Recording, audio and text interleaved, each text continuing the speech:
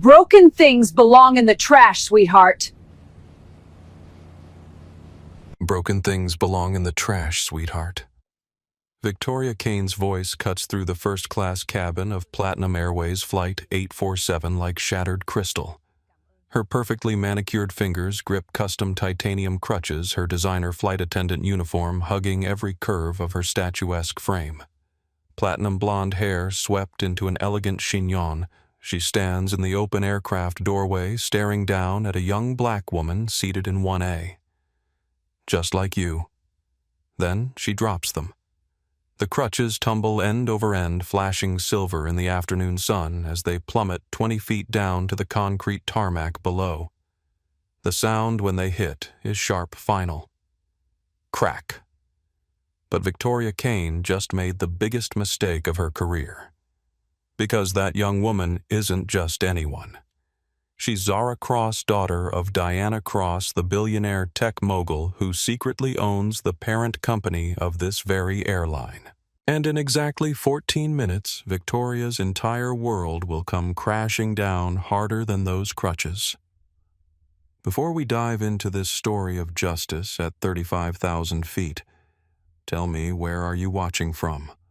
Comment your city below, and if this moment made your blood boil like it did mine, smash that subscribe button. Because what happens next will restore your faith in karma. Now let's rewind and see how one woman's cruelty backfired in the most spectacular way possible. The afternoon sun streams through the floor-to-ceiling windows of JFK Airport's Terminal 4. It's 2:47 p.m. on a Thursday, and the first-class check-in area buzzes with the quiet efficiency of luxury travel. Designer luggage rolls across polished floors. Expensive watches catch the light. Credit cards with no limits slide through readers with satisfying clicks. Diana Cross approaches the Platinum Airways counter with measured steps. At 48, she commands attention without demanding it. Her charcoal wool blazer costs more than most people's monthly salary, but she wears it like armor, not decoration. Behind her, moving with careful precision, comes her daughter Zara. 22 years old Zara Cross moves with the grace of someone who has learned to navigate a world not built for her. Cerebral palsy affects her legs, requiring the support of titanium crutches that gleam like modern art. These aren't standard medical equipment. They're masterpieces of engineering, custom-forged lightweight with subtle rose gold accents that catch the light with every step. "Good afternoon, Ms. Cross," the gate agent says, scanning their boarding passes. "First class to London Heathrow. You'll be boarding in about 20 minutes. Sarah Mitchell has worked this counter for 6 years. She's seen celebrities, politicians, billionaires. But something about Diana Cross makes her stand a little straighter. Maybe it's the woman's presence. Maybe it's the way she treats everyone from janitors to CEOs with the same measured respect. "Thank you," Diana replies. "Is there an accessible boarding option for my daughter?" "Of course, we can arrange pre-boarding if..." "That won't be necessary." Zara's voice is soft but firm. "I prefer to board with everyone else." Sarah nods, making a note in the system. What she doesn't know is that she's just documented the beginning of the most expensive customer service failure in aviation history. 20 feet away, Victoria Kane adjusts her uniform in the reflection of a window. At 34, she's the picture of airline elegance. 5'8", with a figure that turns heads and a face that could sell diamonds. Her family owns textile mills across the South. Old money, old values, old prejudices that run deeper than oil wells. She notices the Cross women immediately, not because of Diana's obvious wealth or Zara's crutches, but because of something else, something that makes her jaw tighten almost imperceptibly. "Marcus," she says to the young man beside her. "Look at 1A and 1B. Marcus Rivera, 28, follows her gaze.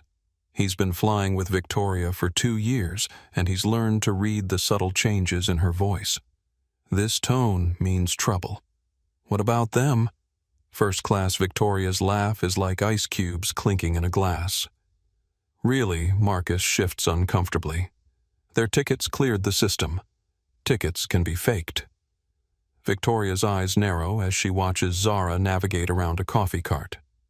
Medical equipment can be exaggerated. Some people will do anything to get special treatment. Victoria, maybe we should what? Let them make a mockery of our cabin standards. Victoria smooths her skirt, checks her lipstick and her phone's camera. I don't think so. This is the moment. The split second where Victoria Kane chooses cruelty over compassion, where her prejudice overrides her professionalism, where she decides that two black women, regardless of their obvious wealth, their valid tickets, their quiet dignity don't belong in her first-class cabin. She doesn't know that Diana Cross owns 61% of Global Sky Holdings Platinum Airways' parent company. She doesn't know that the merger was finalized just 3 weeks ago, kept secret until the quarterly announcements. She doesn't know that she's about to attack the daughter of her ultimate boss. She only knows what her biases tell her, and those biases are about to cost her everything. Ladies and gentlemen, we're now beginning pre-boarding for Platinum Airways Flight 847 to London Heathrow. Sarah's voice echoes through the gate area. Passengers requiring special assistance. Passengers with small children and our Platinum Elite members may board at this time. Diana looks at Zara. Want to pre-board? I'm good, Mom. Let's wait with everyone else. It's a small moment of independence. Zara choosing normalcy over accommodation. But Victoria sees it differently. She sees defiance. She sees someone who doesn't know her place. The first-class passengers gather near the boarding door. A documentary filmmaker heading to a festival in London. A civil rights lawyer returning from a conference in New York. A businessman with more money than morals.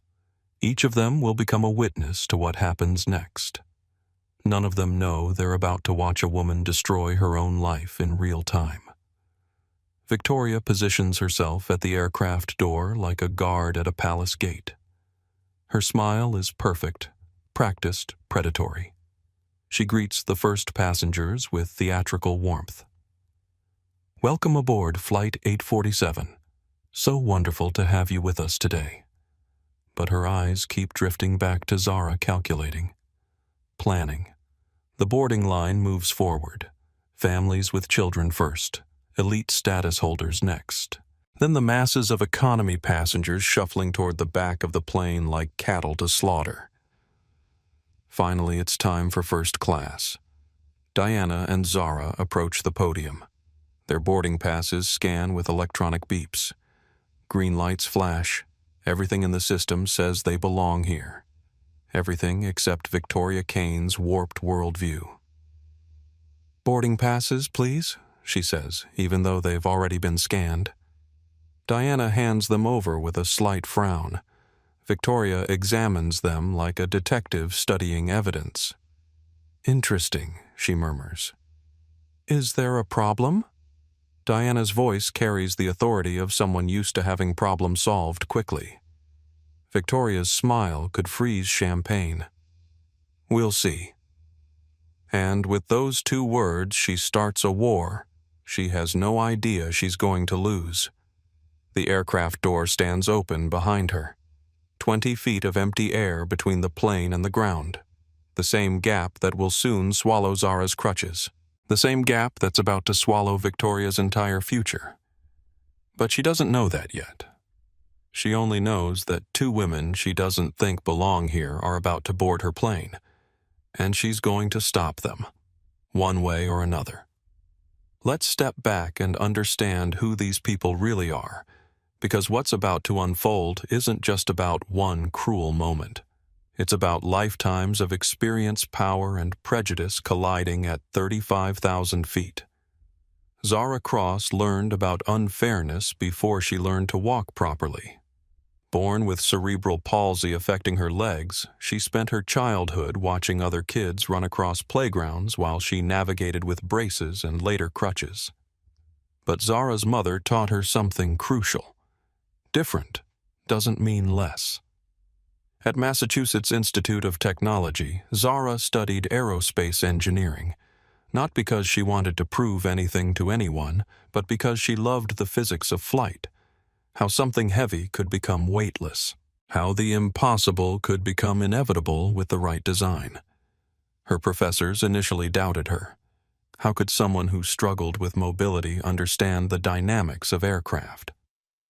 They stopped doubting after she designed a revolutionary landing gear system for disabled passengers in her senior project. The design is now being tested by 3 major airlines. The crutches she carries today aren't just medical equipment. They're a graduation gift from her mother. Titanium alloy custom forged by the same company that makes components for Formula One cars. They cost $25,000. More importantly, they represent freedom. Zara has been discriminated against before. Restaurant hostesses who seat her near the kitchen. Store clerks who speak louder assuming disability equals stupidity. Airport security guards who treat her crutches like weapons. But she's also learned something most people never discover: true strength isn't about fighting every battle. It's about choosing which battles are worth fighting. Today, she thinks she's choosing not to fight. She's wrong.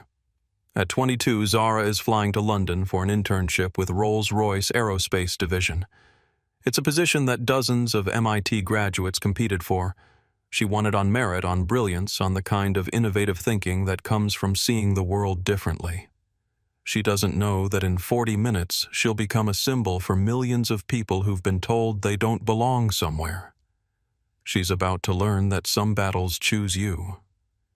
Diana Cross owns 43 patents in artificial intelligence, has a net worth of $3.2 billion, and can topple governments with a phone call. But right now, she's just a mother watching her daughter navigate a world that too often sees disability before humanity. At 48, Diana built Crosstech Industries from a one-room apartment in Oakland into a global powerhouse. Her company's AI Works guide missiles predict weather patterns and manage supply chains for half the Fortune 500. Presidents call her for advice. She calls no one. 3 weeks ago, Diana quietly acquired controlling interest in Global Sky Holdings, the parent company of 17 airlines, including Platinum Airways. The purchase price was $8.7 billion, paid in cash. The merger announcement is scheduled for next month's board meeting. She bought the company for the same reason she does everything to build a better world for her daughter. Diana lost her own mother to medical negligence when she was Zara's age. The hospital emergency room made assumptions about a young black woman with no insurance. Those assumptions killed her mother and forged Diana's determination that money would never again be a barrier to dignity. Now she watches Zara move through the world with quiet grace, refusing special treatment even when she's earned it. Diana's proud of her daughter's independence, but she's also protective in ways that could move mountains or ground airlines. Diana's phone contains direct numbers for senators, Supreme Court justices, and the Secretary of Transportation. Her legal team has ended careers with cease and desist letters.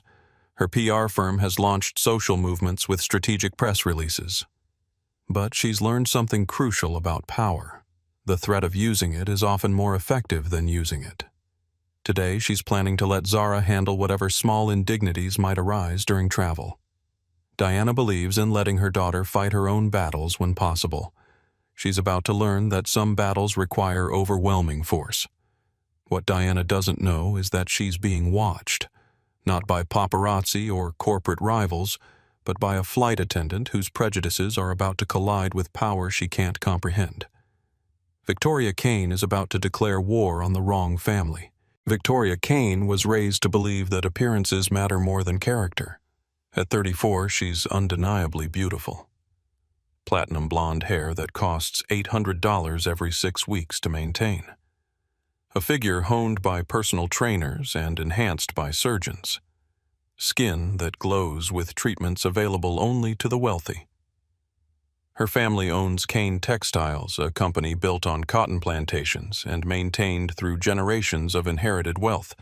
Their old South aristocracy, the kind of people who still talk about heritage and tradition when they mean prejudice and privilege. Victoria wasn't supposed to work. Women in her family were supposed to marry well and manage charity galas. But she chose airline work for the travel, the glamour, the opportunity to see the world from first-class cabins. What she really chose was a position of power over people she considers beneath her. Victoria has been with Platinum Airways for 8 years. She's received 17 formal complaints for poor service, all buried by management, because her family name opens doors and fills seats. She knows which passengers tip well and which ones demand too much. She knows how to be charming to the right people and dismissive to the wrong ones. In her mind, the right people are wealthy white and appropriately grateful for her service. The wrong people are everyone else. She's developed a talent for making discrimination look like policy. Medical equipment as safety hazards. Special accommodations as unfair advantages. Basic human dignity as special treatment that not everyone deserves. Today, looking at Diana and Zara, Victoria sees everything she's been taught to resent. Wealth that wasn't inherited, success that wasn't handed down, dignity that wasn't granted by bloodline. She doesn't know she's looking at her own boss. She doesn't know she's about to commit career suicide in front of cameras that will broadcast her cruelty to millions. She only knows that these two women don't fit her narrow definition of who belongs in first class, and she's about to make sure they know it.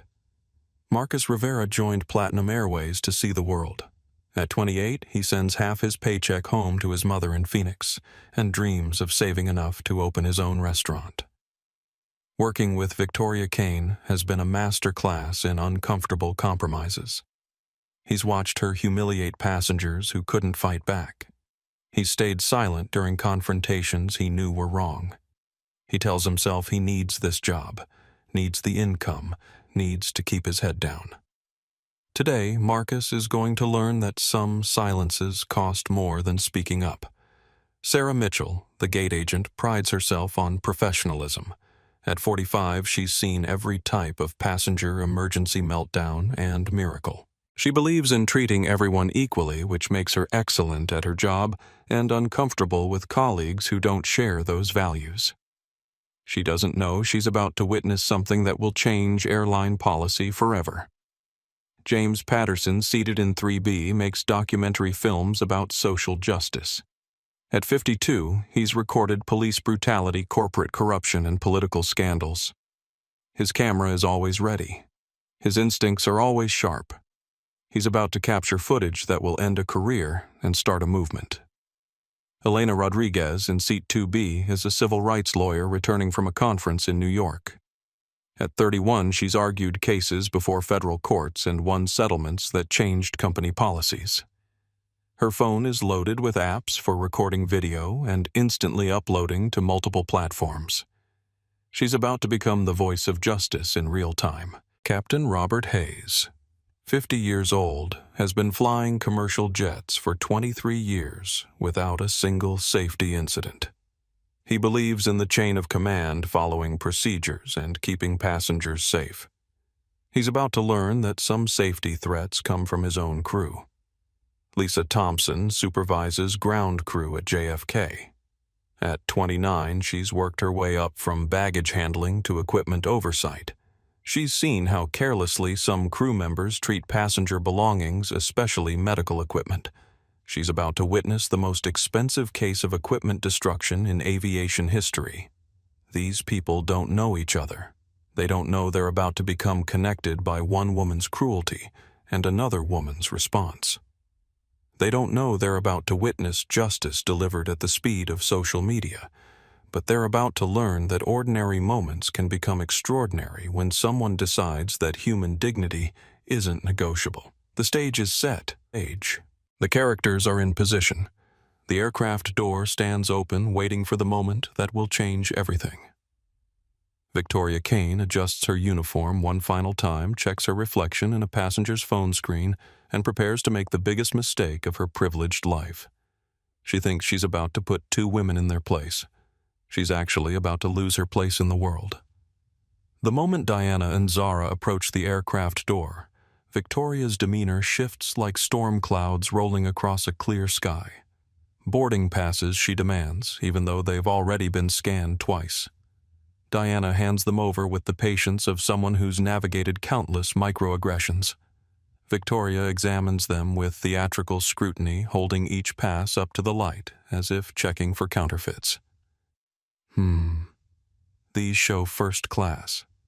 Her tone suggests this is somehow suspicious. Yes, Zara says quietly. Seats 1A and 1B. Victoria's eyes travel from the boarding passes to Zara's crutches, then back to her face. The calculation is visible predatory. I'm sorry, but I'm going to need to verify these with the gate. We just came from the gate, Diana says, her voice carrying the first hint of steel. They were scanned not 30 seconds ago. Company policy. Victoria's smile could cut glass. We've had issues with upgraded boarding passes that weren't properly processed. I'm sure you understand. She doesn't move aside. The aircraft door remains blocked. Behind them, other first-class passengers are gathering their patience, beginning to wear thin. Marcus Rivera appears at Victoria's shoulder, his expression uncomfortable. Victoria, the system shows I can read the system, Marcus. Her tone silences him immediately. I'm following protocol. James Patterson, documentary filmmaker, notices the tension developing. His instincts, honed by years of capturing injustice, start tingling. He casually pulls out his phone. Is there a problem here? Elena Rodriguez asks from the boarding line. As a civil rights lawyer, she recognizes the setup, the manufactured delay, the public humiliation, the targeting of someone who appears different. Victoria doesn't even look at her, just verifying ticketing irregularities. Nothing to concern other passengers. What irregularities? Diana's voice drops an octave, a warning sign anyone who knows her would recognize. Medical equipment discrepancies. Victoria gestures toward Zara's crutches. These appear to be substantial. Our safety protocols require verification that they meet airline standards. They're titanium crutches, Zara says, her cheeks starting to flush. Custom medical equipment. I've flown with them dozens of times. On this airline, on every major airline. Well, this is Platinum Airways. Victoria's voice drips condescension. We have higher standards. The insult hangs in the air like toxic smoke. Other passengers are now openly staring. Some are pulling out phones. The situation is escalating beyond Victoria's control, but she doesn't realize it yet. Sarah Mitchell arrives from the gate counter, having noticed the delay. Is everything all right here? Just checking some equipment specifications, Victoria says smoothly. These crutches appear to exceed our carry-on dimensional limits. Sarah frowns. Medical equipment is exempt from dimensional restrictions. That's federal law. Federal law also requires that all medical equipment be safe for aircraft operation. Victoria's prepared for this objection. These appear to have metal components that could interfere with navigation systems. That's not Sarah starts, but Victoria cuts her off. Are you questioning my safety assessment? The challenge in Victoria's voice is clear. She's using her seniority, her family connections, her carefully cultivated authority to shut down opposition. Diana watches this exchange with growing fury, but she's also calculating. She's learned that sometimes you have to let people reveal themselves completely before you destroy them.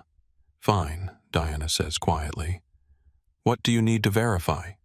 Victoria's smile widens. She thinks she's won. I need to examine the crutches for safety compliance. They'll need to be surrendered for inspection. Surrendered? Zara's voice cracks slightly. Temporarily. We'll return them once we've confirmed they meet our specifications. How long will that take? Diana asks. However long it takes. Victoria shrugs. Safety first. Marcus Rivera shifts uncomfortably.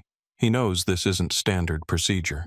He's watched Victoria target passengers before, but never this openly, never this cruelly.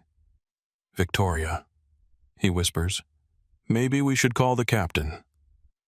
The captain is busy with pre-flight checks. Victoria snaps. This is cabin crew responsibility. Elena Rodriguez steps forward. Excuse me, I'm an attorney. What you're describing isn't legal under the Air Carrier Access Act. Victoria finally turns to face her eyes flashing. And I'm senior cabin crew on this aircraft. Federal aviation regulations supersede disability legislation when safety is concerned.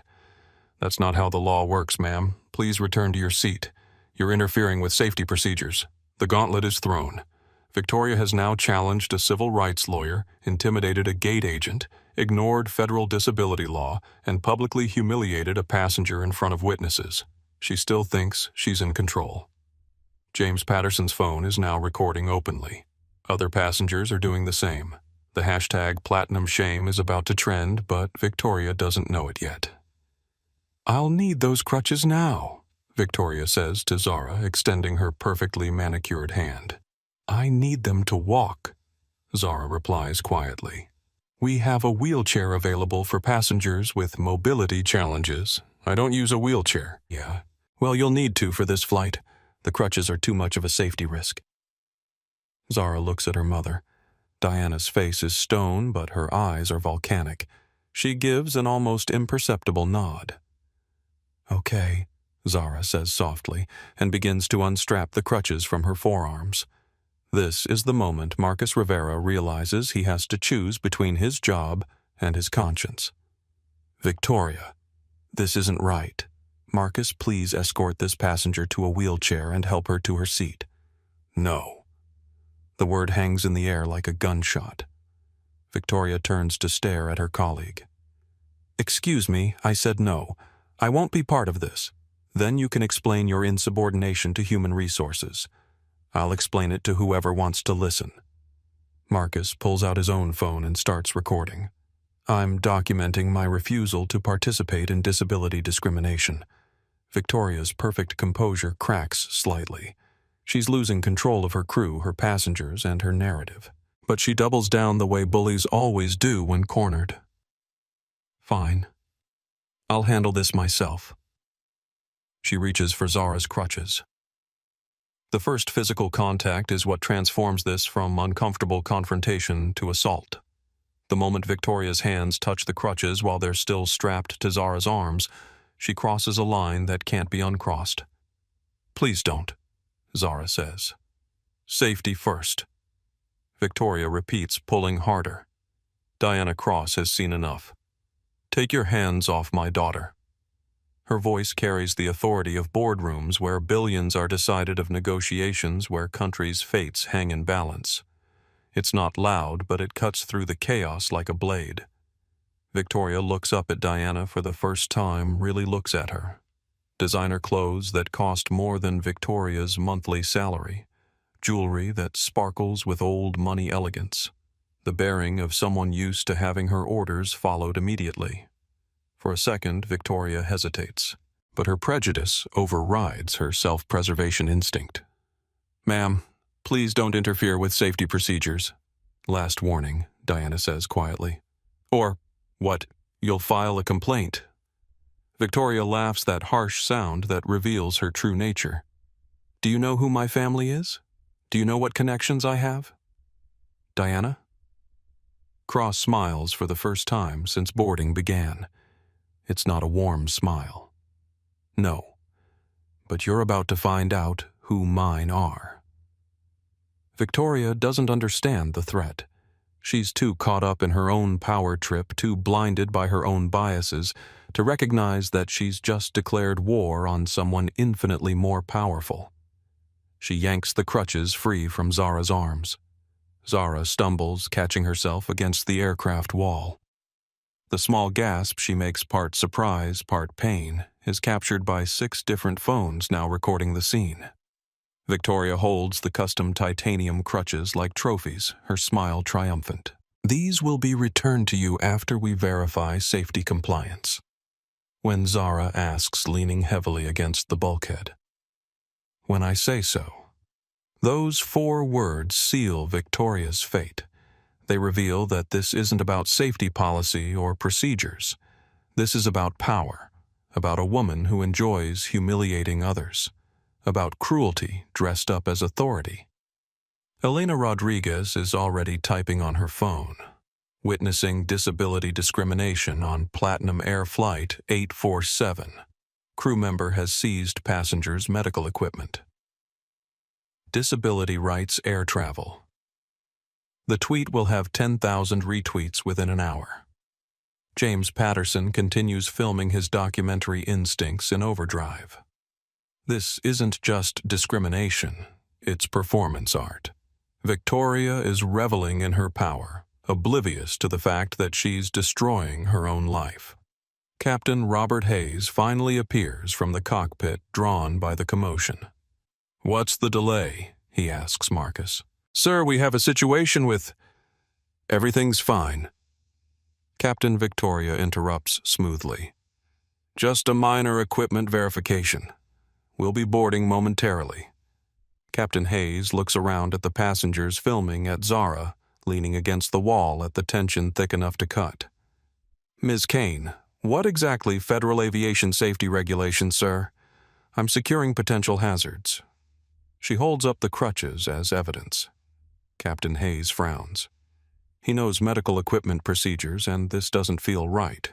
But he also knows Victoria's family connections and political influence. "Are we following proper documentation protocols?" he asks carefully. "Absolutely, sir. Everything by the book. But there is no book for what Victoria is doing. There's no regulation that allows confiscating medical equipment from passengers who've already been cleared through security. There's no safety protocol that permits humiliating disabled travelers for entertainment. There's only prejudice dressed up in the language of authority." Captain Hayes nods reluctantly and returns to the cockpit, not wanting to deal with the political fallout of challenging Victoria's family connections.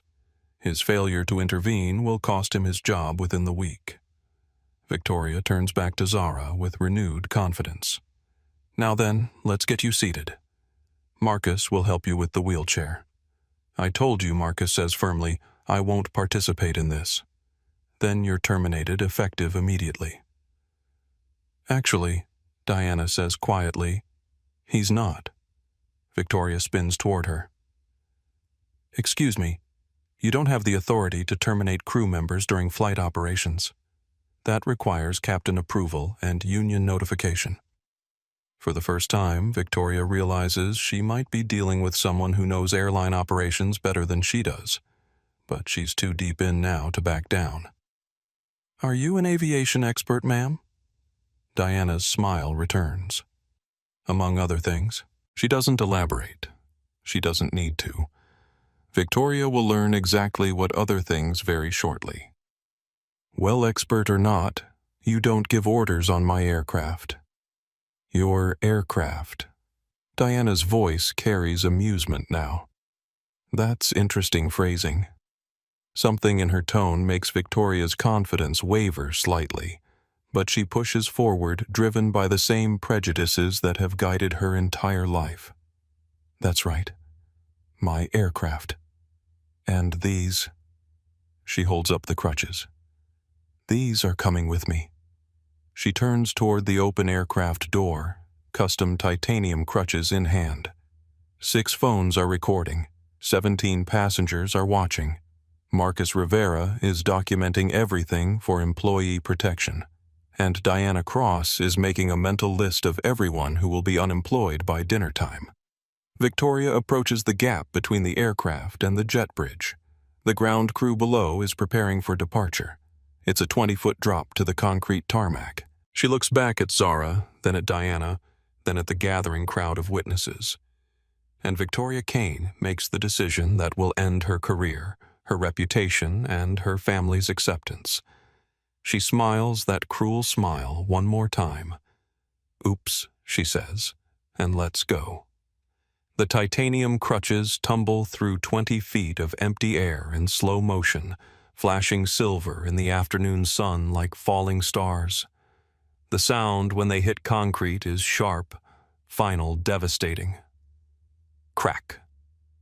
6 phones capture the moment. 17 passengers witness it. 1 ground crew supervisor films from below. But the impact isn't just physical, it's moral, legal, and about to become financial. The silence that follows lasts exactly 3 heartbeats. Then Zara Cross makes a sound that breaks everyone who hears it. Not a scream, not a sob. Just a small, breathless gasp, the sound of someone who's just watched $25,000 of custom medical equipment shatter on concrete. The sound of someone who's realized how much another person must hate her to destroy something so essential to her daily life. It's the sound that launches a social movement. Did she just Elena Rodriguez, whispers her phone already recording? Oh my God, breathes James Patterson, his documentary filmmaker instincts capturing everything in 4K clarity. Did everyone see that Victoria Kane dusts off her hands like she's just taken out the trash? The satisfaction on her face is visible, nauseating, damning. She turns back to the cabin with a smile that curdles milk. They slipped, she announces to the stunned passengers. Butterfingers. The casual cruelty of it, the obvious lie delivered with such theatrical innocence, breaks something in the watching crowd. Marcus Rivera stares at his colleague in horror. Victoria, what did you just do? I disposed of a safety hazard. She adjusts her uniform with theatrical precision. Now shall we get everyone seated so we can depart on time? Down on the tarmac, Lisa Thompson, ground crew supervisor, stands frozen beside the shattered remains of the Crutches. 29 years old, she's worked aircraft servicing for 8 years. She's seen baggage handlers throw guitars, laptops, and suitcases. But she's never seen cabin crew deliberately destroy a passenger's medical equipment. Her phone is already out filming the wreckage. Titanium pieces scattered across wet concrete, rose gold inlays glinting in broken shards. What were once masterpieces of engineering are now expensive debris. Jesus Christ, she whispers to her video. Flight attendant just threw these out the door. Custom crutches? Had to cost more than my car. She uploads it immediately to TikTok with hashtags. Platinum Airways Disability Discrimination Crutch Gate Witnessed. The video will have 2.3 million views by midnight. Back in the cabin, Diana Cross stands motionless. The rage filling her isn't hot, it's absolute zero. In the business world, she's known as the smiling shark. She doesn't scream when angry. She smiles. And when Diana Cross smiles like she's smiling now, companies collapse. But she's also a mother, watching her daughter's dignity being shredded as thoroughly as those crutches. Mom, Zara's voice is small, confused. She's leaning heavily against the aircraft wall, all her weight on her left leg. Mom, what happened? Where are my crutches? Diana's face transforms instantly when she looks at her daughter, soft, protective, loving. But when she turns back to Victoria, the mask returns. You, Diana says quietly, have just made the biggest mistake of your life. Victoria laughs, that harsh barking sound that reveals her true nature. Sit down, lady, or do you want to join your daughter's toys on the tarmac? The insult hangs in the pressurized air like poison gas, calling custom medical equipment toys, calling human dignity disposable. Elena Rodriguez has heard enough. Her fingers fly across her phone screen. Thread. Witnessing horrific disability discrimination on Platinum Air Flight 847. Crew member just threw passengers' custom crutches off the plane. Estimated value, $25K. This is criminal. 112 Disability Rights Air Travel Justice. She tags every disability rights organization she knows, every news outlet in her contacts, every legal advocacy group that fights discrimination cases. The first retweet comes within 17 seconds. James Patterson's documentary training kicks into overdrive. He switches his phone to live stream, speaking quietly to his followers. I'm on Platinum Airways Flight 847, and I'm witnessing something unbelievable. A flight attendant just destroyed a young woman's medical equipment, threw custom crutches off the plane. The cruelty is... it's stunning.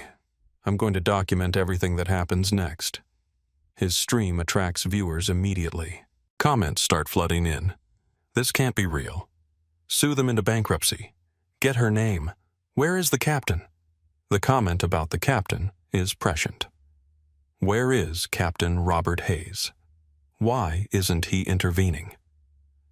Marcus Rivera makes a decision that will save his career and restore his dignity. He pulls out his employee phone and starts recording official testimony.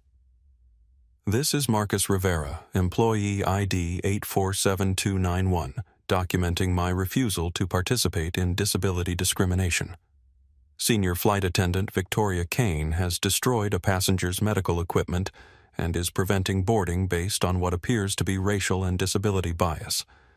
I am officially reporting this incident to union representatives and requesting immediate intervention.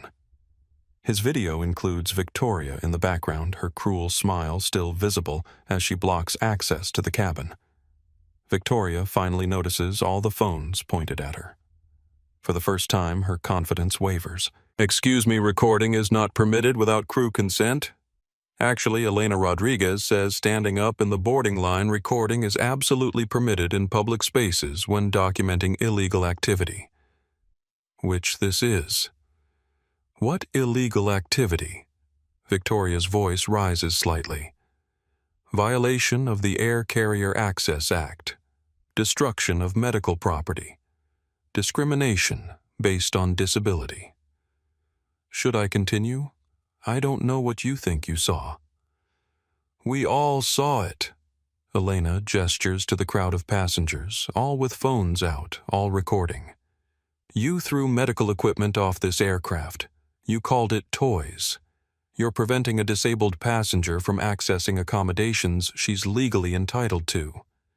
James Patterson's live stream is gaining viewers exponentially. The viewer count climbs from dozens to hundreds to thousands as people share the link across social platforms. This is going viral, he narrates quietly. Whatever happens next is going to be seen by millions. Down on the tarmac, Lisa Thompson has been joined by 3 other ground crew members. They're all filming the wreckage, all uploading to their social media accounts. "Look at this shit," one of them says to his camera. "Flight attendant threw this down here like garbage. These are somebody's legs, man. This is how they walk. And she just destroyed them." The ground crew perspective. Blue-collar workers who understand the value of equipment, who know what it's like to have your tools damaged by someone who doesn't understand what they mean to you, adds another layer to the social media explosion. Ground crew. Seas begins trending as airport workers across the country share stories of witnessing discrimination from cabin crew. Back on the plane, Victoria is starting to realize she may have miscalculated.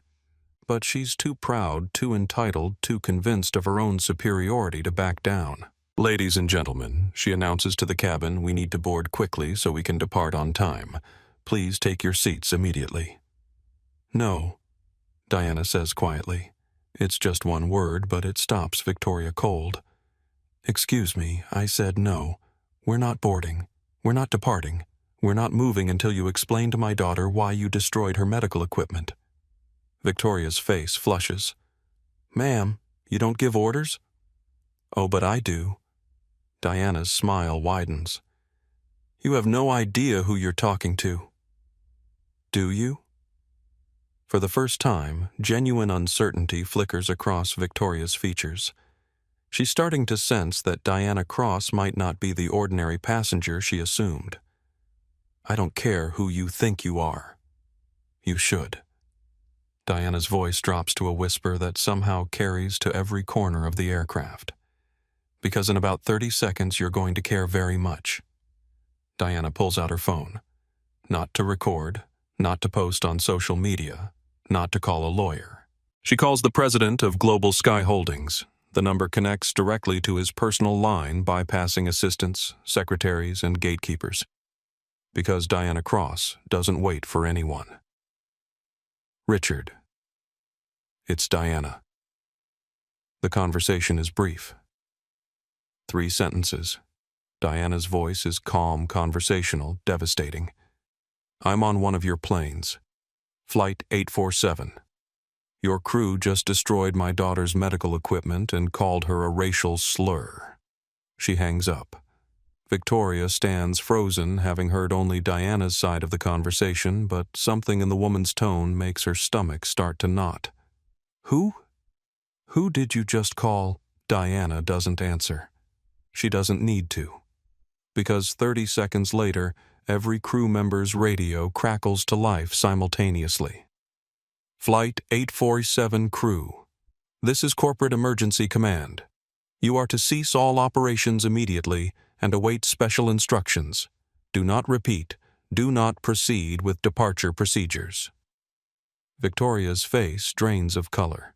Corporate Emergency Command only activates for hijackings, terrorist threats, or situations that threaten the company's survival. Marcus Rivera's radio continues. Employee Rivera, you are to document all incidents and maintain passenger safety. All other crew members are suspended pending immediate investigation. The words all other crew members hit Victoria like physical blows. Captain Hayes emerges from the cockpit, his radio in hand, confusion written across his face. What the hell is Corporate Emergency Command doing on my radio? Diana turns to him with that same terrifying smile. Captain Hayes, I'm Diana Cross. I own your airline. The silence that follows is deafening. Victoria's mouth opens and closes like a fish gasping for air.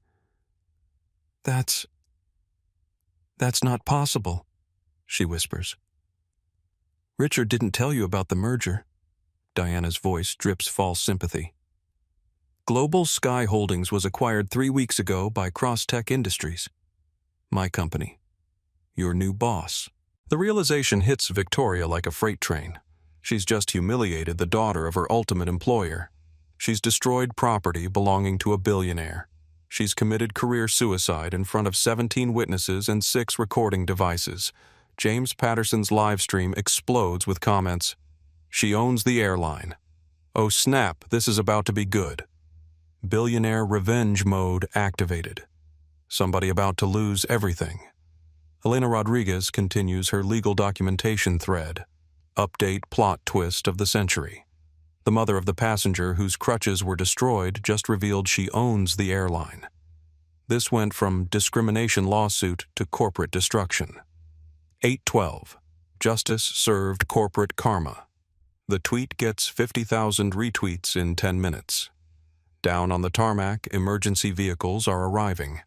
Not for a medical crisis or security threat, but because corporate protocols require full documentation when the owner of the company is involved in an incident. Lisa Thompson films the arriving investigators narrating, "Y'all, this is getting real. They got hazmat crew incident commanders, the works." All because some flight attendant thought she could bully the wrong passenger. Her TikTok video gets 800,000 views before she finishes recording it. Back in the aircraft, Victoria Kane realizes her entire world is collapsing in real time. But she's too proud to apologize, too entitled to admit wrongdoing, too convinced of her own superiority to understand that she's fighting a war she's already lost. Instead, she doubles down one final time. I don't care who you are. I followed safety protocols. Those crutches were a hazard, and I disposed of them appropriately. The lie is so obvious, so ridiculous, so thoroughly documented by multiple cameras that it crosses from delusion into self-destruction. Diana Cross looks at this woman, this beautiful, privileged, utterly heartless woman who destroyed her daughter's mobility aids for entertainment, and makes a decision that will echo through the airline industry for decades. Ms. Kane, she says quietly, you're fired. The words "you're fired" hang in the pressurized air like a death sentence. Victoria Kane's perfect composure finally cracks, her porcelain features contorting with disbelief. You can't fire me, she sputters. You're just a passenger. You don't have authority. Diana Cross pulls out her phone again, this time putting it on speaker so the entire cabin can hear. She dials a number that connects after one ring. Cross Tech Executive Offices. Diana Cross's line. Jennifer. It's Diana. I need you to pull up employment records for Platinum Airways. Employee Victoria Kane, Senior Flight Attendant. One moment, Ms. Cross. Victoria's face goes from flushed to pale to gray as the implications sink in. Diana Cross has an assistant who answers her calls immediately. Diana Cross has access to employee records. Diana Cross just revealed she wasn't bluffing about owning the airline. Ms. Cross, I have the file. Victoria Kane employee ID PA 47291, hired August 2015, currently assigned to international first-class service. Terminate her employment immediately. Effective this moment. Full forfeiture of benefits, stock options, and pension contributions. Flag her file for cause termination, destruction of passenger property, disability, discrimination, violation of federal transportation law. Understood, Ms. Cross. Termination processed. Security has been notified to escort her from company property. Diana hangs up. The cabin is silent except for the hum of air conditioning and the faint sound of Victoria's breathing becoming rapid and shallow. That's not legal, Victoria whispers. You can't terminate someone without what due process? Diana's voice could freeze helium. You destroyed $25,000 of my daughter's medical equipment in front of 17 witnesses. You called it toys. You violated the Air Carrier Access Act, the Americans with Disabilities Act, and basic human decency. What due process do you think you're entitled to? James Patterson's live stream has swollen to over 10,000 viewers. His chat is exploding. Karen got owned by a billionaire. This is better than Netflix. Get wrecked. Victoria, justice is served. Elena Rodriguez continues documenting everything her legal training, recognizing the significance of what's happening.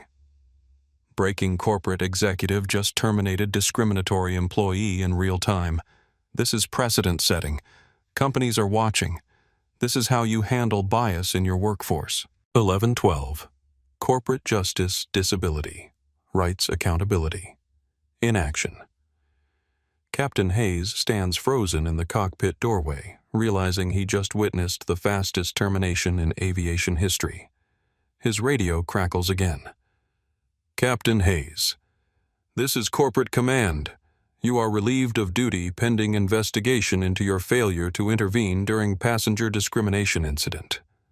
Return to company headquarters immediately. The captain's face goes ashen. Victoria isn't the only one losing her job today. Marcus Rivera watches his former colleague's world disintegrate with a mixture of relief and horror. Relief that someone finally stood up to Victoria's cruelty. Horror at how completely her life is being dismantled. But his sympathy evaporates when he remembers Zara leaning against the aircraft wall, unable to walk without the equipment Victoria destroyed for entertainment. Victoria makes one last, desperate attempt to salvage her situation. This is about money, isn't it? You think because you're rich you can destroy people's lives. I think, Diana interrupts quietly, that because you're cruel, you destroy people's dignity. I'm just returning the favor. She turns to address the cabin full of passengers, many still recording, all transfixed by the real-time justice being delivered. Ladies and gentlemen, I apologize for the delay. My name is Diana Cross, and as of 3 weeks ago, I own 61% of Global Sky Holdings, which includes this airline. What you've witnessed today is unacceptable, and it ends now. The cabin erupts in spontaneous applause.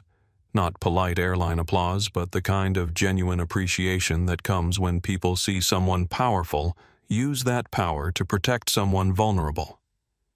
Diana continues. Ms. Kane's behavior represents everything wrong with how disabled passengers are treated by airlines. The casual cruelty, the manufactured policies, the assumption that people with disabilities are somehow less deserving of respect and accommodation. Victoria tries to speak, but Diana's voice cuts through her protests like a blade. You threw my daughter's crutches off this plane because you thought she didn't belong in first class. Because you looked at a young black woman with a disability and decided she was somehow beneath you. Because you believed your prejudice was more important than her humanity. The words land like physical blows. Victoria's breathing becomes more labored, her perfect makeup starting to smudge as perspiration beads on her forehead. But here's what you didn't know, Ms. Kane. You didn't know that my daughter graduated summa cum laude from MIT with a degree in aerospace engineering. You didn't know that she's flying to London for an internship with Rolls-Royce that dozens of candidates competed for. You didn't know that her senior project is revolutionizing aircraft accessibility design. Zara looks at her mother with surprise and pride. Diana rarely discusses her achievements so publicly. You saw a young black woman with crutches and made assumptions. You saw difference and decided it meant deficiency. You saw medical equipment and chose to see obstacles instead of adaptations. Diana's voice rises slightly, carrying the authority of boardrooms where billion-dollar decisions are made. But most importantly, you saw an opportunity to exercise power over someone you thought couldn't fight back. You chose cruelty because you thought there would be no consequences. Victoria's legs start to shake. The reality of her situation, unemployed, publicly humiliated, facing potential criminal charges, finally penetrates her entitled worldview. Down on the tarmac, more emergency vehicles are arriving. Not because of safety concerns, but because Diana's call triggered corporate protocols that treat any incident involving ownership as a potential crisis. Lisa Thompson films the convoy. Y'all, they got the big bosses coming out now. Black sedans with tinted windows. This flight attendant must have messed with the wrong family. Her running commentary is being watched by nearly 1 million TikTok viewers in real time. Back on the aircraft, Diana delivers the final blow. Security is on their way to escort you off company property, Ms. Kane. You'll receive termination documentation within 24 hours. You'll also receive legal notification of our lawsuit for destruction of property, violation of disability rights, and intentional infliction of emotional distress. Victoria's mouth opens and closes soundlessly. The magnitude of her situation, not just fired, but facing civil litigation from a billionaire with unlimited legal resources, finally penetrates her shock. I have connections. My family has influence. You can't just, your family textile business owes my company $14 million in outstanding invoices. Diana's smile returns sharp as broken glass. Would you like me to call those notes due? Because I can end your family's company with the same phone call that ended your career. The threat hangs in the cabin air like smoke from an explosion. Victoria realizes she's not just lost her job, she's potentially destroyed her entire family's livelihood by attacking the wrong person's daughter. Elena Rodriguez adds another thread to her viral Twitter documentation update. Not only did discriminatory flight attendant lose her job, but the billionaire CEO just revealed her family business owes the company millions. This isn't just individual justice. This is generational consequences for prejudice. 1212. Systemic justice power used right. The final tweet in her thread gets retweeted 75,000 times within an hour, shared across LinkedIn by corporate executives as an example of swift accountability, and picked up by major news networks as a breaking story. James Patterson's live stream viewers peak at over 15,000 as word spreads across social media platforms. His documentary filmmaker instincts recognize that he's capturing something unprecedented, the real-time destruction of someone's career and social standing because they chose cruelty over kindness. Marcus Rivera steps forward, addressing Diana directly for the first time. Ms. Cross, I want to apologize. I should have intervened earlier. I should have stopped her before Diana raises a hand to stop him. Mr. Rivera, you ultimately chose correctly. You refused to participate in discrimination and you documented the incident for accountability. That matters. She turns back to Victoria, who stands swaying slightly. Her perfect appearance disheveled, her arrogant confidence completely shattered. Ms. Kane, you have 5 minutes before security arrives. I suggest you use that time to reflect on how your prejudice has cost you everything you valued. Your career, your reputation, your family's financial stability. Diana's voice drops to a whisper that somehow carries to every corner of the cabin. And you did it all for what? The satisfaction of humiliating a young woman whose only crime was being different from you. Victoria Kane, who started this encounter believing she held all the power, now realizes she never had any power at all. Real power belongs to people who use it to lift others up, not tear them down. Real power comes from creating value, not destroying dignity. She staggers toward the aircraft exit as the sound of security boots echoes through the jet bridge. Behind her, she leaves a cabin full of witnesses, multiple viral videos, and a young woman whose dignity remains intact despite Victoria's best efforts to destroy it. Ahead of her lies unemployment legal battles, family disgrace, and the knowledge that millions of people will remember her name as a symbol of prejudice punished. But Diana Cross isn't finished yet. One more thing, Ms. Kane. Victoria turns back one final time, hoping for mercy for some indication that this nightmare might be reversible. My daughter's new crutches will cost $50,000. Top-of-the-line titanium with carbon fiber reinforcement and smart technology integration. You'll be receiving the bill. Victoria Kane exits the aircraft for the last time, escorted by security, her career in ashes and her reputation in ruins. But more importantly, she leaves behind a cabin full of people who've just witnessed what happens when privilege meets power, when cruelty meets consequences, and when someone finally has the resources to fight back against discrimination that usually goes unpunished. The age of accountability has just begun at 35,000 feet, and it's being live-streamed to the world. The security team that escorts Victoria Kane off Flight 847 isn't standard airport security. These are corporate crisis management specialists, the kind of people who handle situations that could cost companies hundreds of millions in lawsuits and reputation damage. Victoria stumbles down the jet bridge between two men in dark suits, her perfect posture finally broken. Behind her, passengers lean out of aircraft windows, many still recording capturing the perp walk of someone whose cruelty has finally met consequences.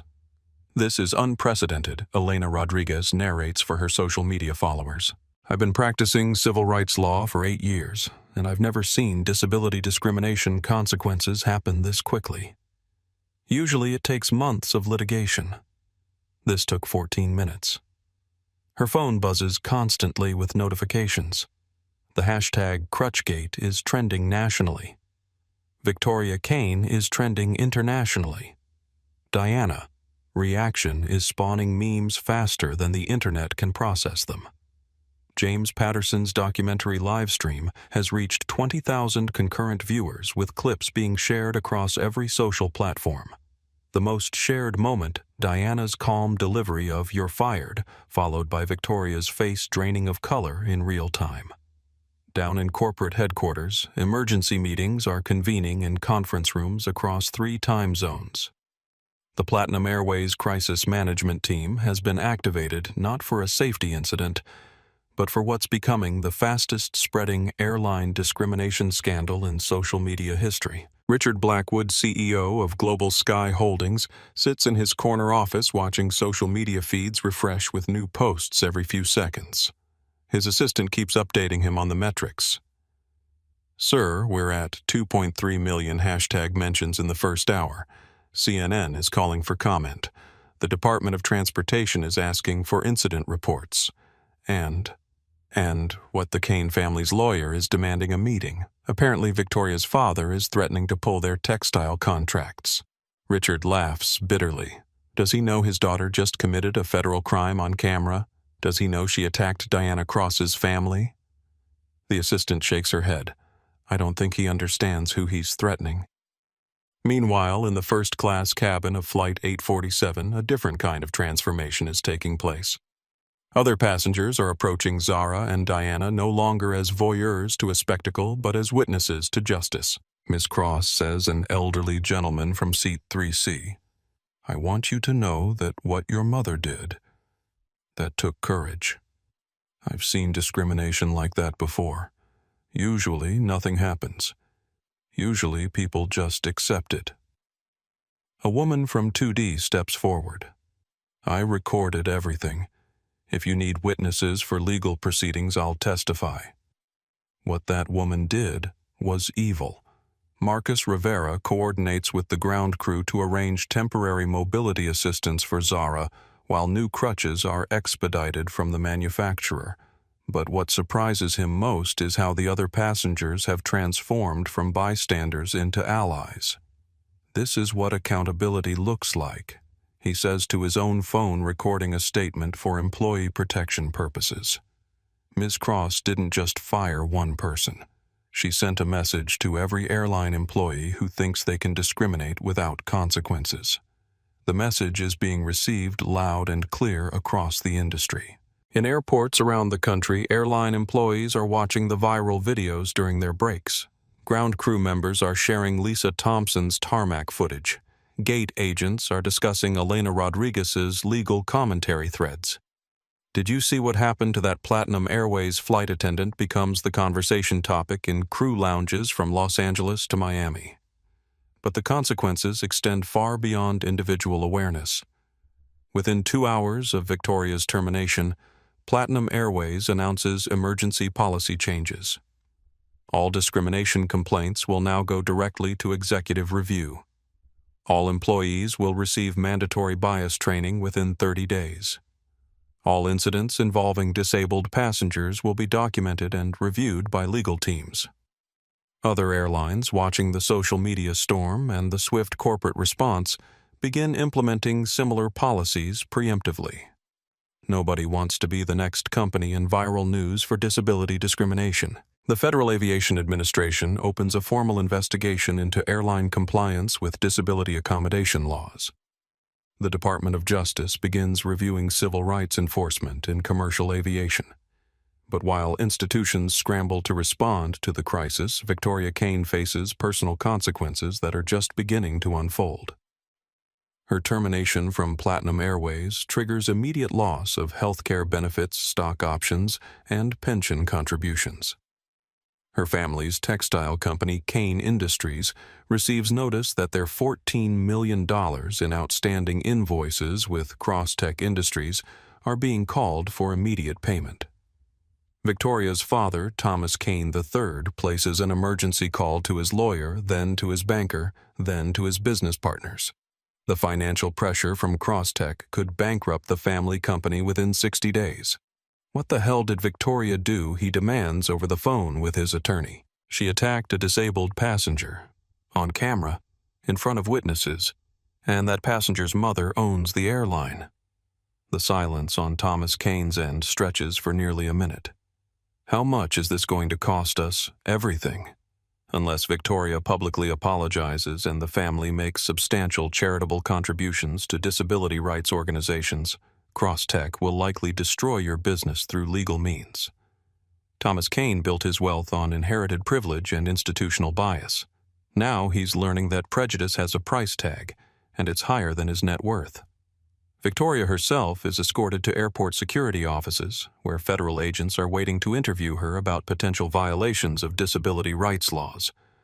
Her union representative arrives but quickly realizes this isn't a case they can defend. "You threw medical equipment off an aircraft," the union rep says bluntly. On camera, after being asked to stop by multiple witnesses. There's no defense for that. Victoria's mugshot, taken during processing for destruction of property charges, will become the most recognizable image of airline discrimination accountability in aviation history. But the consequences aren't limited to the primary participants. Captain Robert Hayes, who failed to intervene when discrimination was happening in his aircraft, finds himself suspended pending investigation. His 23 years of flying experience can't overcome the perception that he allowed passenger abuse under his command. Airport security officials who didn't respond when multiple passengers reported discrimination face disciplinary action.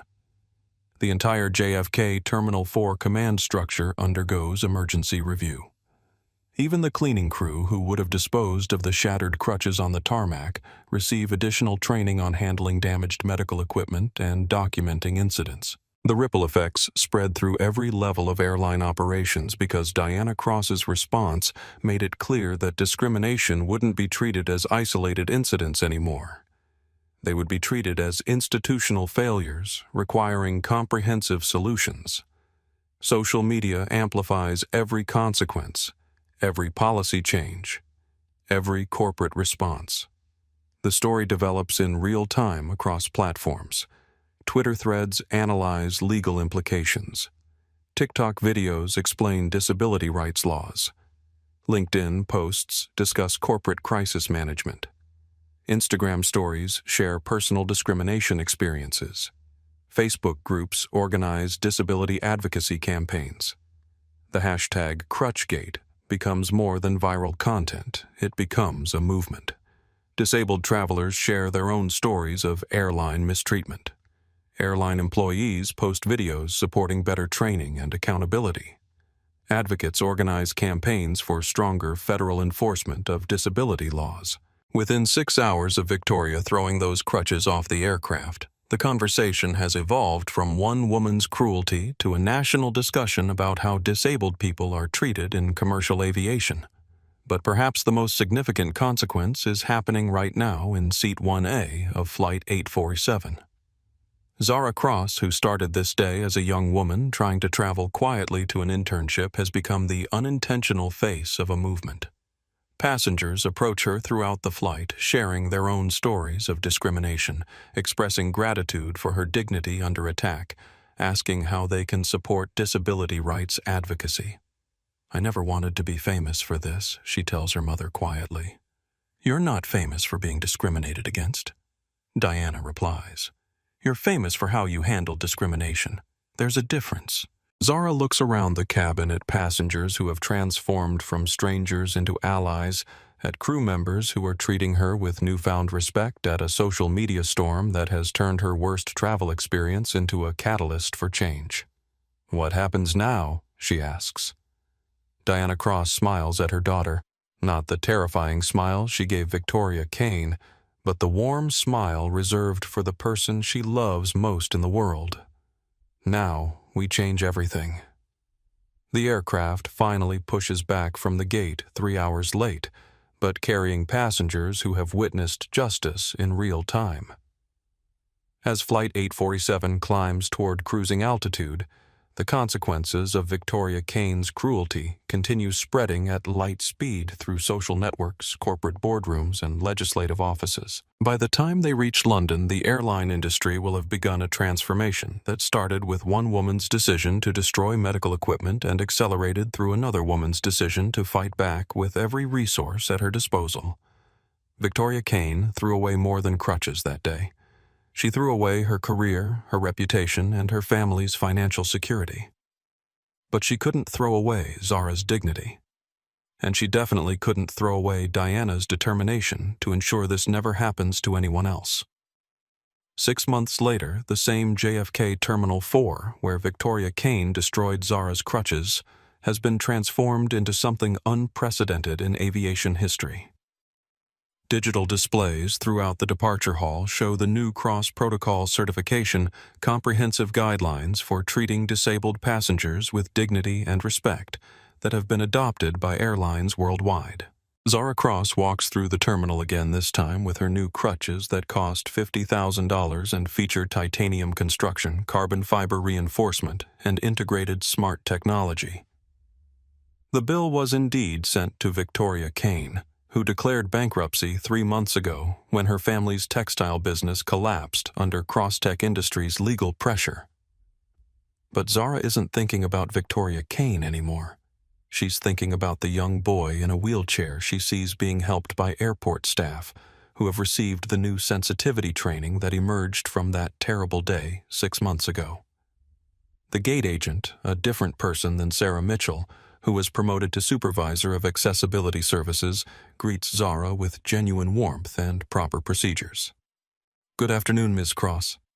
Boarding for Flight 1247 to London will begin in 20 minutes. Is there anything specific you need for your comfort during travel? It's not the artificial politeness of customer service training. It's the authentic respect that comes when people understand that accommodation isn't charity, it's equality. Diana Cross approaches the gate carrying briefcases full of documents for the Cross Foundation for Aviation Accessibility, the nonprofit organization she established with a $50 million endowment. The foundation has revolutionized how airlines train staff handle medical equipment and respond to discrimination complaints. Ready for London? Diana asks her daughter. More than ready. Zara's voice carries confidence that wasn't there 6 months ago. I can't wait to see how Rolls-Royce is implementing the new accessibility standards. Her internship, which began as an engineering position, evolved into a consulting role, helping the aerospace industry design aircraft with universal accessibility from the ground up, rather than as afterthoughts. Major manufacturers now compete to hire consultants who understand disability not as limitation, but as innovation catalyst. As they board the aircraft, Zara notices something that makes her pause. The cabin crew member greeting passengers is Marcus Rivera, now promoted to senior flight attendant and trainer for the new anti-discrimination protocols. "Ms. Cross," he says, extending his hand. "It's an honor to serve you again." Marcus's courage in refusing to participate in Victoria's discrimination and his documentation of the incident made him a hero among airline workers fighting for ethical treatment of passengers. His testimony helped create employee protection protocols for crew members who report discrimination. Mr. Rivera Zara replies warmly, "The honor is mine." "How's the training program going?" "We've certified over 15,000 airline employees in the first 6 months. Every major carrier in North America and Europe. The response has been incredible. They walk down the jet bridge, but this time Zara notices changes everywhere. Wider boarding areas, better lighting for people with visual impairments, audio announcements that accommodate hearing difficulties, gate designs that work for wheelchairs, crutches, walkers, and service animals. These aren't expensive modifications. They're thoughtful design changes that make travel better for everyone, while specifically accommodating people with disabilities. The aircraft itself reflects the transformation. 2 rows of first-class seating have been removed to create accessible restrooms large enough for caregivers and wheelchairs. Secure storage areas for mobility equipment ensure no passenger will ever watch their medical devices destroyed again. Most importantly, the crew wears small pins indicating completion of comprehensive disability awareness training, not the superficial customer service training that existed before, but intensive education about disability culture, legal requirements, and the difference between accommodation and condescension. As they settle into their seats, Zara watches other passengers boarding with mobility devices, visual impairments, hearing aids, and service animals. Every interaction between crew and passengers demonstrates the respect that should have always existed but required a crisis to implement. "You know what I think about sometimes," Zara says to her mother as the aircraft pushes back from the gate. "What's that Victoria Kane?" Diana raises an eyebrow. "Really? Why?" "Because she could have just been polite. She could have followed actual policies instead of making up discriminatory ones. She could have treated me like a human being, and none of this would have happened." Zara gestures around the transformed aircraft cabin. "She could have had a good career with a family airline business that remained profitable. Instead, her prejudice cost her everything and accidentally created all this positive change." Diana considers her daughter's observation. Victoria Kane's cruelty had indeed backfired spectacularly, not just destroying her own life, but catalyzing improvements that benefit millions of disabled travelers worldwide. Sometimes, Diana says quietly, the worst people accidentally create the best outcomes by revealing how much change is needed.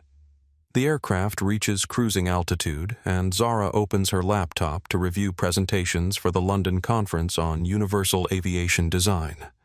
She's become an internationally recognized expert on accessibility innovation, speaking at corporate conferences and university symposiums about how accommodating disability drives technological advancement for everyone. Her work has influenced aircraft manufacturers, airport designers, and transportation planners worldwide. The Zara Cross effect describes how designing for the most challenging use cases creates solutions that benefit all users. But perhaps the most meaningful change isn't institutional, it's personal. Zara receives messages constantly from disabled travelers who no longer face discrimination because airline employees remember her story and choose respect over prejudice. Parents of disabled children send photos of their kids traveling with dignity because crew members received training inspired by her experience. Ms. Cross. A passenger from across the aisle approaches nervously. "I'm sorry to interrupt, but I wanted to thank you." The woman appears to be in her 40s with a guide dog resting beside her seat. "My daughter is blind," she continues, "and before what happened to you, airline staff used to treat her like she was helpless or stupid. They would pet her guide dog, ask inappropriate questions, make assumptions about what she could and couldn't do." Zara listens intently. "Last month we flew to visit her grandmother and it was completely different. The crew was respectful, professional, properly trained. They knew how to interact with her guide dog appropriately.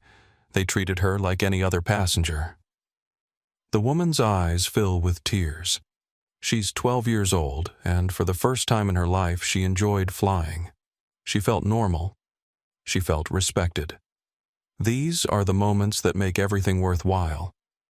Not the corporate policy changes or the legal settlements or the viral social media victories, but the knowledge that a 12-year-old girl can travel with dignity because one young woman refused to be diminished by someone else's cruelty. "Thank you for sharing that," Zara replies softly. "Your daughter sounds wonderful." As the passenger returns to her seat, Diana watches her daughter with pride that goes beyond maternal love. Zara has transformed personal trauma into universal benefit, turned discrimination into education, converted cruelty into kindness. The aircraft begins its descent toward London, where Zara will address a conference of aviation executives about the future of accessible travel. Her presentation will lead to new international standards for aircraft design and crew training. But as they approach Heathrow Airport, Zara thinks about Victoria Kane one more time. Victoria lost her job, her reputation, her family's business, and her place in the world. She filed for bankruptcy, moved back with her parents in South Carolina, and now works retail jobs under managers who remember her viral infamy. Her name has become synonymous with workplace discrimination consequences. Human resources departments use her case as an example of how quickly prejudice can destroy careers.